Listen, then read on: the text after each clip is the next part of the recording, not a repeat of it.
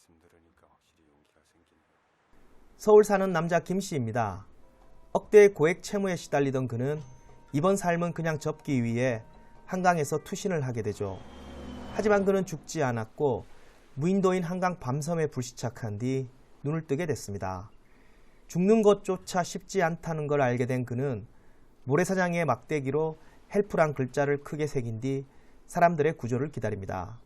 하지만 그것마저 실패하게 되고 어쩔 수 없이 며칠 동안 섬에서 혼자 지내다가 그것도 나름 괜찮다는 걸 스스로 깨닫게 됩니다.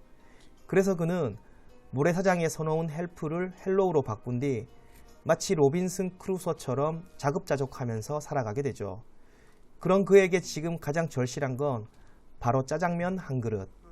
밤섬 숲에서 우연히 발견한 짜파게티 한 봉지와 봉지 속에 온전히 남아있는 10g가량의 스프로 인해 그는 지금 짜장면이 미치도록 먹고 싶습니다. 마침내 그는 스프를 넣어 비벼 먹을 면을 만들기로 결심하고 힘들여 일군 밭에 새똥을 심어 옥수수 삭을 틔우게 되죠. 과연 김씨는 짜장면을 먹을 수 있을까요? 또 김씨의 무인도 생활은 어떻게 될까요? 안녕하세요, 이상길입니다. 이상길의 작고 깊은 영화관 19번째 상영작은 바로 이해준 감독의 김씨표류기라는 작품입니다. 2009년작이고요. 정재영과 정여원이 주연을 맡았습니다.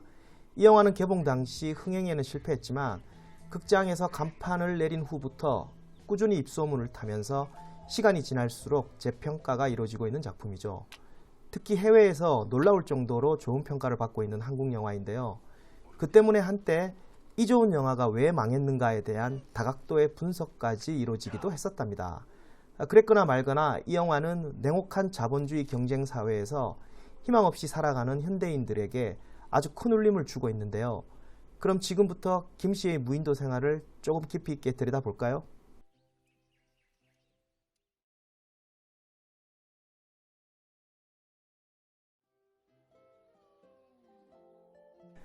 누가 뭐라 해도 이 영화의 앞건은 김씨가 무인도에서 생활하는 모습인데요. 그는 밤섬의 물고기와 갈매기 또 과일과 채소들을 먹어가면서 생계를 이어가죠. 물론 처음에는 쉽지 않았어요. 수영을 아예 못해 헤엄쳐서 강을 건너지도 못했던 김씨는 그래서 무인도에 불시착하고 얼마 뒤 스스로 목숨을 끊으려 하기도 했었죠. 하지만 그 순간 신호가 왔고 똥은 싸고 죽어야겠다 싶어 바지를 내렸다가 눈앞에 펼쳐진 사루비아 꽃들을 발견하게 됩니다. 아주 오랜만에 맛보는 사루비아 꽃의 달콤함. 죽는 거야 언제든 죽을 수 있다고 생각한 그는 무인도에서 좀 더 살아보기로 결심하게 되죠. 김씨는 식량을 구하는 방법도 스스로 터득해 갔고 연이자 6%의 주택 청약 적금 7년 만에 내 집 마련의 꿈도 이루게 됩니다. 바로 버려진 오리배였죠. 그 무렵 무인도 라이프가 점점 좋아지기 시작했고 세상을 향해 모래사장에 서놓은 헬프도 헬로우로 바뀌게 됩니다. 그곳엔 갚아야 할 빚도 없었고 무능력하다고 상사로부터 욕을 들어먹을 일도 없었습니다. 무엇보다 무인도 밖의 서울 사람들과는 달리 여유가 넘쳤는데요. 해서 김씨는 풀밭에 가장 편한 자세로 드러누워 이렇게 말을 합니다. 더 이상 바랄 게 없는 완벽한 심심함입니다.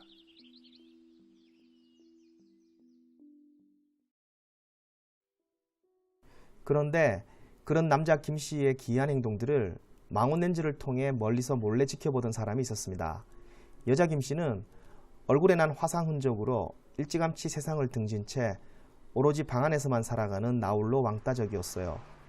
거짓으로 꾸민 홈피 관리와 사진 찍는 게 유일한 취미였던 그녀는 우연히 발견한 밤섬 외계인 남자 김씨의 무인도 쇼에 끌려 쪽지를 담은 빈 와인병을 밤섬에 던져 그에게 일종의 리플을 달아주며 처음으로 타인과의 오프라인 소통을 시작하게 됩니다. 그리고 남자 김씨가 짜장면을 몹시 먹고 싶어 한다는 것을 알게 된 그녀는 거금 10만 원을 들여 밤섬에 종류별로 3가지 짜장면을 배달시켜주죠. 하지만 이게 웬일? 남자 김씨는 짜장면을 먹지 않고 돌려보냈고 대신 그녀에게 이런 말을 전합니다. 전해달래요. 자기한테 짜장면은 희망이래요.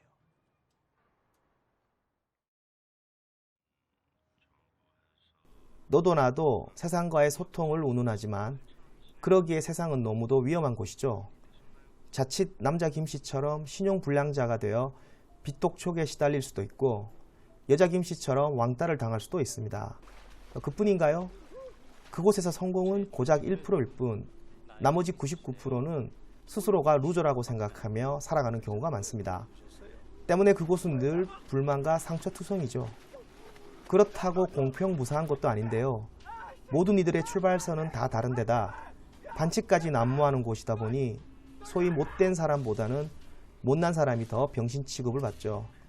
하지만 그곳에서 사람들은 너나 할 것 없이 다 잘 살길 희망합니다. 까놓고 말해 그냥 살기도 힘든 곳인데 말이죠.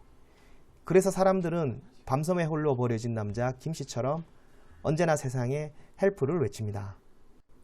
허나 그래봐야 세상은 어차피 죽기 아니면 까무러치기죠.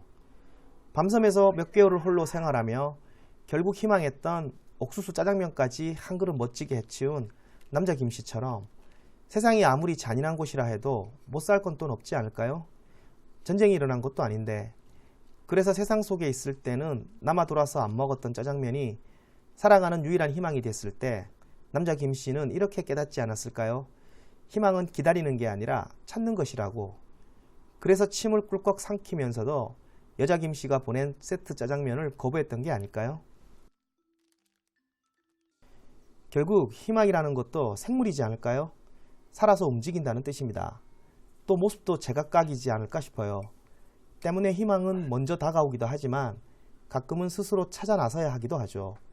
그것이 비싼 것이 됐든 싼 것이 됐든 혹은 어려운 것이든 쉬운 것이든 아니면 사소한 것이든 그리고 그걸 깨닫게 됐을 때 김씨 표류기의 두 남녀 김씨처럼 언제나 세상에 보내왔던 헬프는 비로소 헬로우로 바뀌지 않을까요? 바로 이 영화의 결말과 맞닿아 있는데요. 자세한 건 영화를 통해 직접 확인하시길 바랍니다. 이 좋은 영화까지 제가 감히 스포일러질을 할 것 같아요. 어림도 없어요. 이상 이해준 감독의 김씨 표류기였습니다. 영상 끝까지 봐주셔서 감사합니다.